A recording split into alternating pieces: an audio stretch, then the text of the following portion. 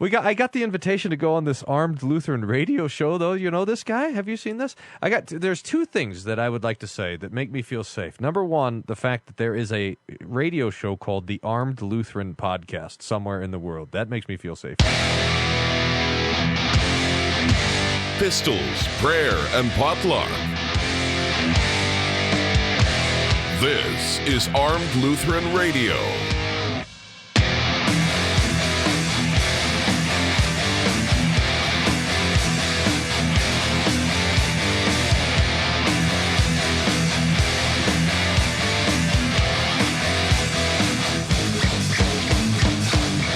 Hey folks, welcome to another episode of Armed Lutheran Radio, a show about guns, hunting, competitive shooting, the natural right of self-defense, and what God's Word says about the issues surrounding gun rights and gun ownership. I'm your host, Lloyd Bailey, the Armed Lutheran, and this is episode number 421. Thank you so much for making Armed Lutheran Radio a part of your week again this week. And if you're new, welcome aboard. Glad to have you. Hope you will stick around. Check out the back catalog, all 420 previous episodes, and come back for more next week. We would love to have you. The election's 3 weeks away, believe it or not. I'll be glad when it's over, to be honest. And we've got a very close race, I think, but something happened this week I wanted to talk about, just to give you a little bit of optimism. And before we do that, though, I do want to mention the men and women who make this show possible, the members of the Reformation Gun Club. This week's shout-out goes out to Greg from Holly, Michigan, Peter from Nicollet, Minnesota, Edwin from Round Lake Beach, Illinois, Dan from Enumclaw, Washington, Jim from Rincon, Georgia, Stephen from Spotsylvania, Virginia, Tony from Little Elm, Texas, Curtis from Junction City, Kansas, John from Spokane, Washington, and Tim from Finlayson, Minnesota. Thank you all so much for your support. And thank you to all of the members of the Reformation Gun Club. Folks, if you would like to join these fine folks in supporting the show, we are listener funded. We don't have any advertising. We don't have any sponsors. We rely on these good folks and many others to help pay the bills and keep the lights on. If you would like to join them, visit reformationgunclub.com or armedlutheran.us/gun club. You can find us also at Give, Send, Go, which is where we now are directing our membership payments. Members get early access to the show when I release the show on time, as I'm not doing this week. They get invitations to our monthly online hangouts, the next of which is coming up next week. And depending on the level of your support, you may get some cool Armed Lutheran swag as well. If you give at least $15, you'll get a swag pack with stickers and all kinds of good stuff. And if you give, I think it's $50 at the $50 level, we'll send you a t-shirt as well. So check that out, reformationgunclub.com or armedlutheran.us/gun club, and sign up today and come join us for our October online hangout next week. Okay, as I said, election 3 weeks away, I think it is now. The candidates are making their final pushes for your vote, but I think for the most part, I think the outcome is probably already decided, barring some shenanigans. Now, how can I say that? If you look at the polls are incredibly close. I think they're all still within margin of error. All of the battleground states are within margin of error, and that's all true enough. Of course, let's not forget how badly the polls underestimated support for Trump in 2016. I think there's still that sort of, especially after the last 8 years of attacks against Trump and Trump supporters that continued even after he was out of office. I still think that there are those among us who are going to cast a vote for Trump on election day, but who are not willing to tell a pollster or say out loud in public that they are a Trump supporter or that they will be voting for Trump. I think that's happening again here in the 2024 cycle, but there's something else. Something happened this week that seems to happen whenever a Democrat candidate for president is losing and they know it. For our viewers who are my age and a little younger, you'll remember 2004. For those of you who are under 20, under say 25, you're probably not going to remember this or have any knowledge of this, but go back and look. 2004, John Kerry was running for president against the incumbent George W. Bush. John Kerry, or Lurch, as you might also know him,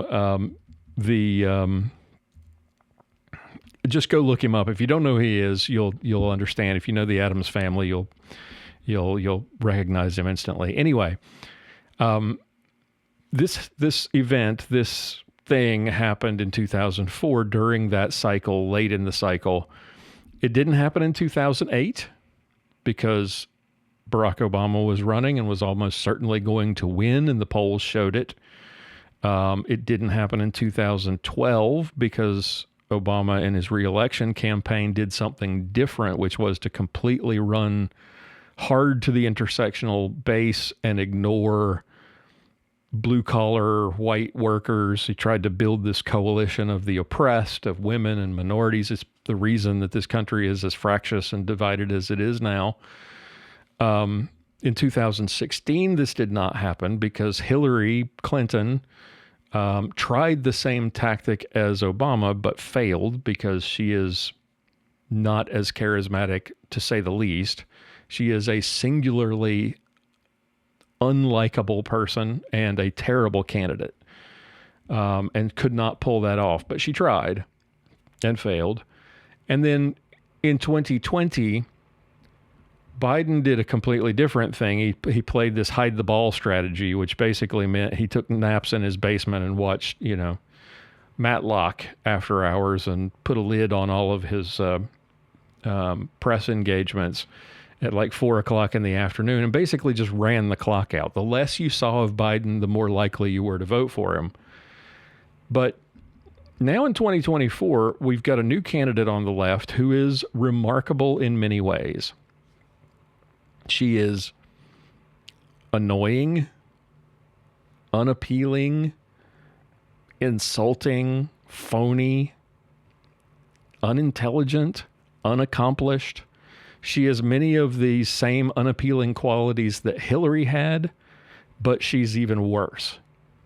Hillary could at least pull off the semblance of competence. She had been a senator. She had actually been elected to office herself. She had served as Secretary of State. So she had accomplishments to her name, things that Kamala does not.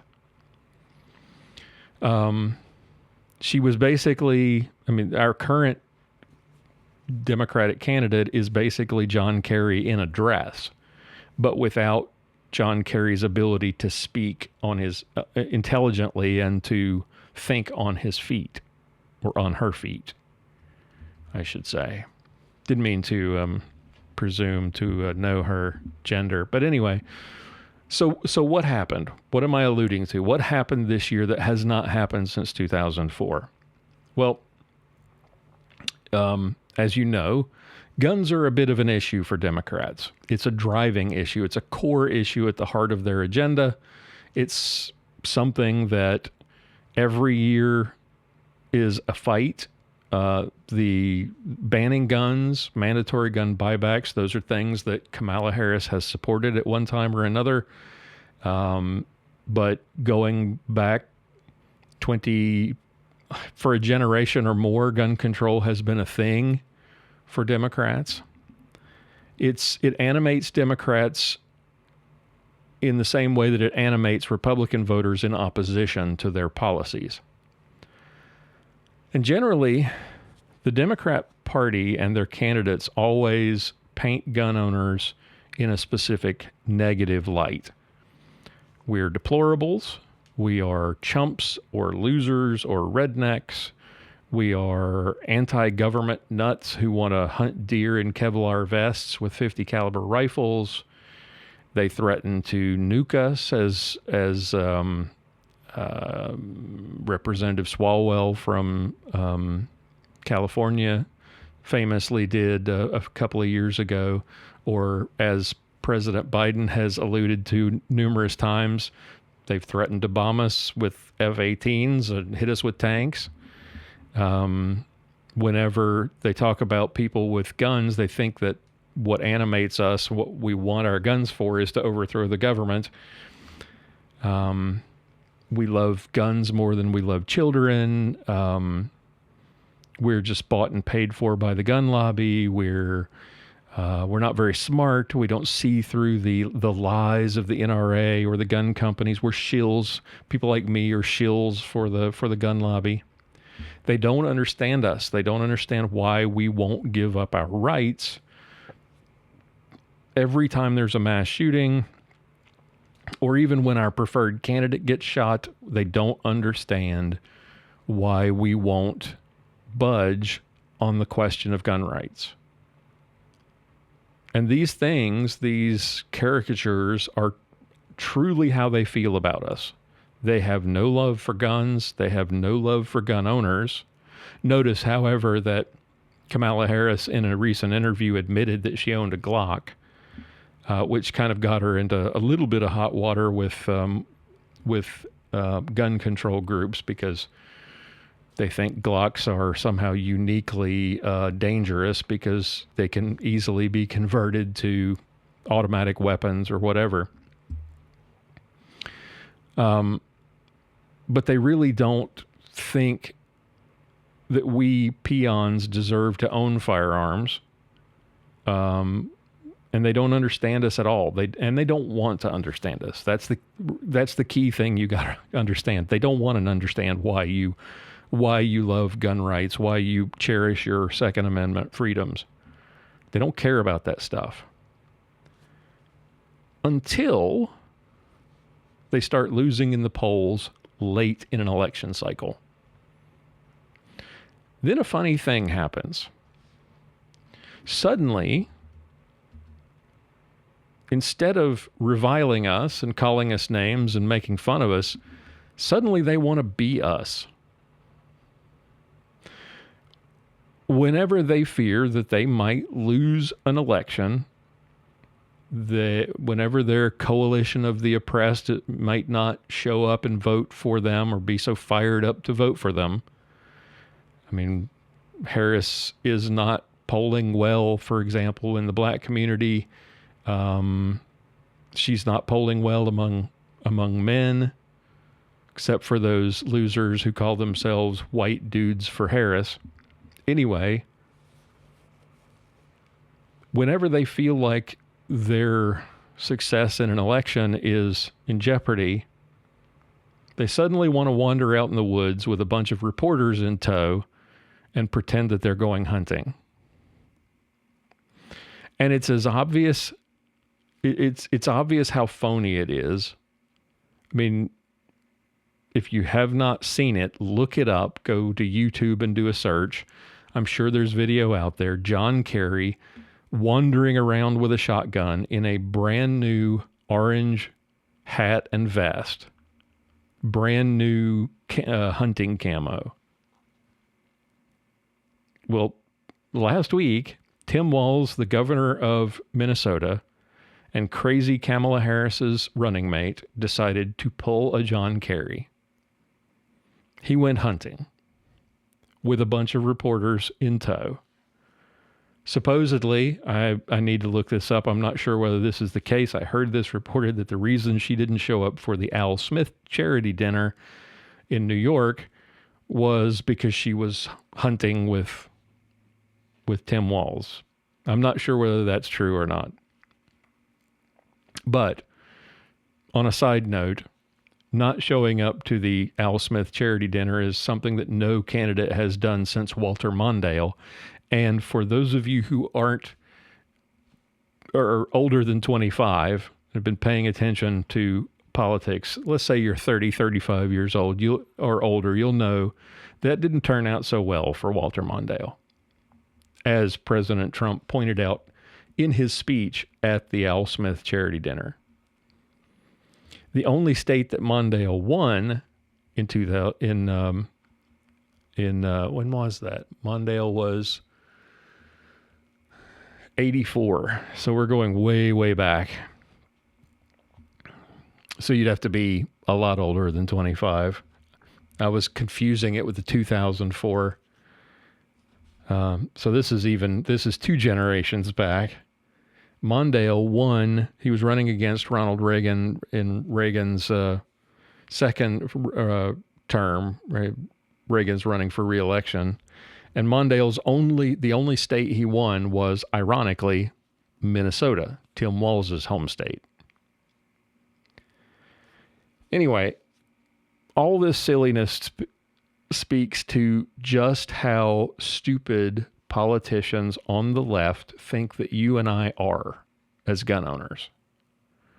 That we would see an effete, elitist lefty like John Kerry in a brand spanking new orange hat and brand new camo and brand new shotgun out in the woods and think even for a second that he was in any way like us. They really do think you're that dumb that you would believe that. And that opinion has not changed in 20 years.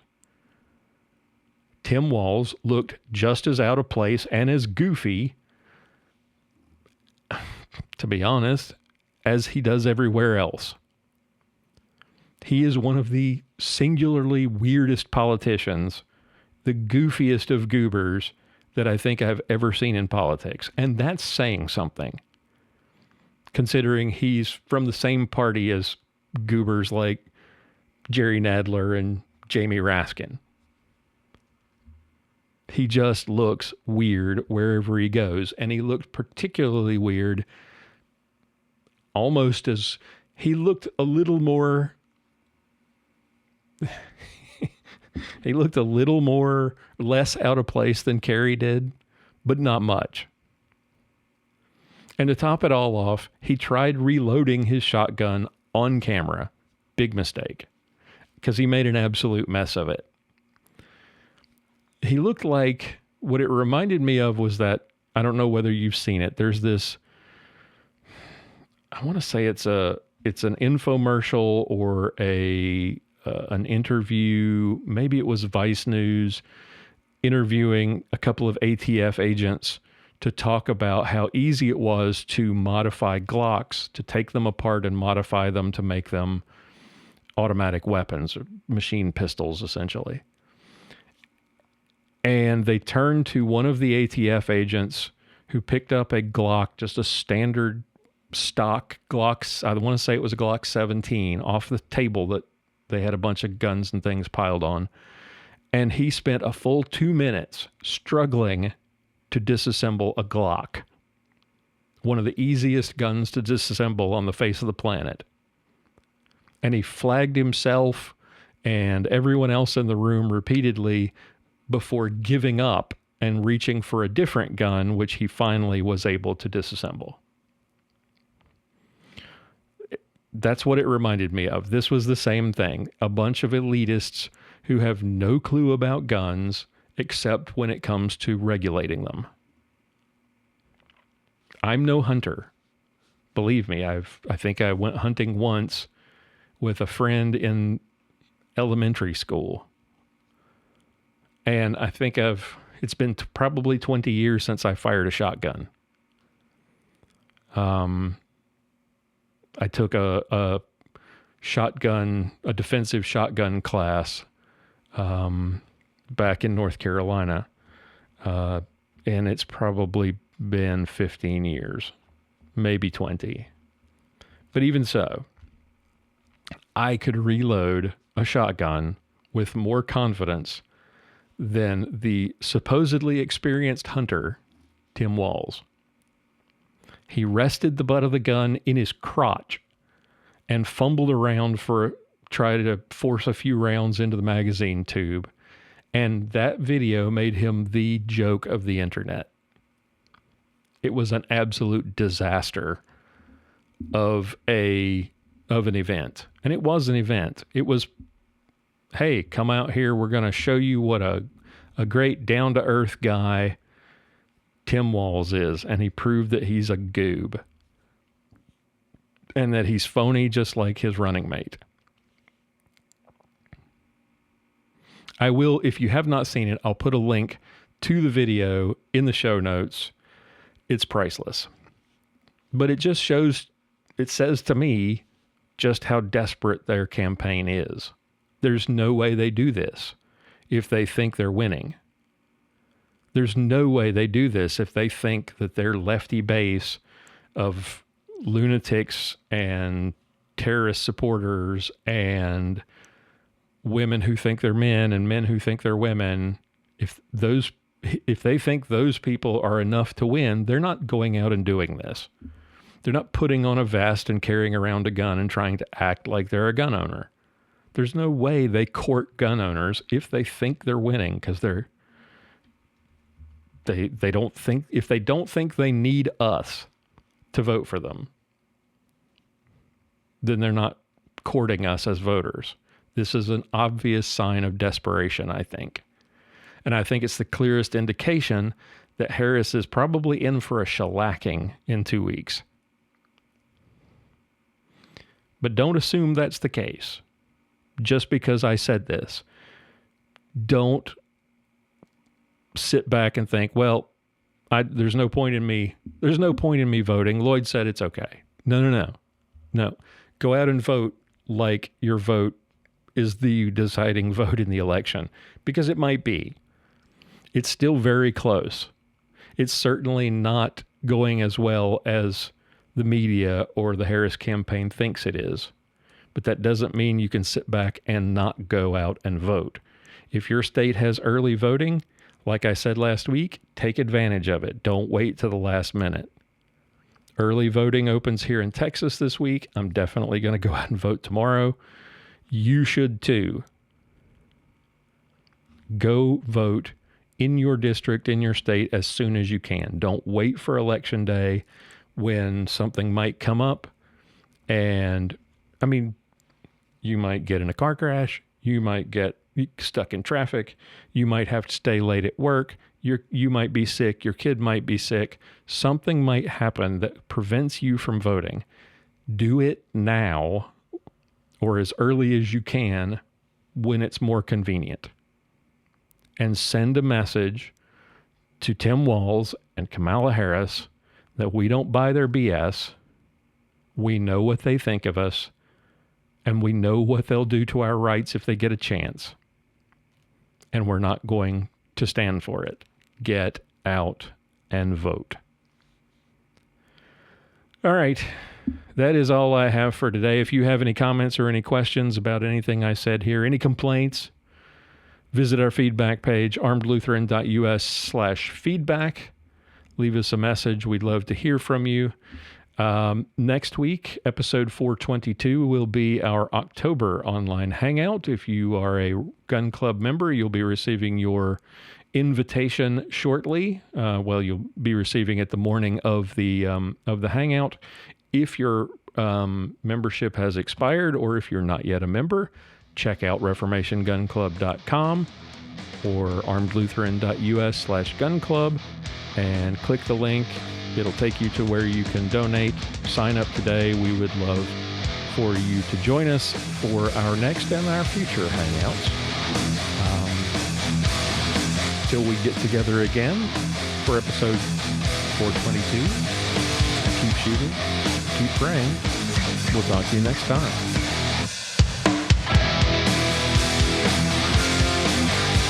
For show notes, be sure to visit our website at www.armedlutheran.us. Check out the Facebook page, The Armed Lutheran, or join our Facebook group, Fans of Armed Lutheran Radio. If you like what you hear, please leave us a comment on our feedback page at armedlutheran.us/feedback or a review on iTunes and let us know what you think. Thank you for listening to Armed Lutheran Radio, a member of the Self-Defense Radio Network.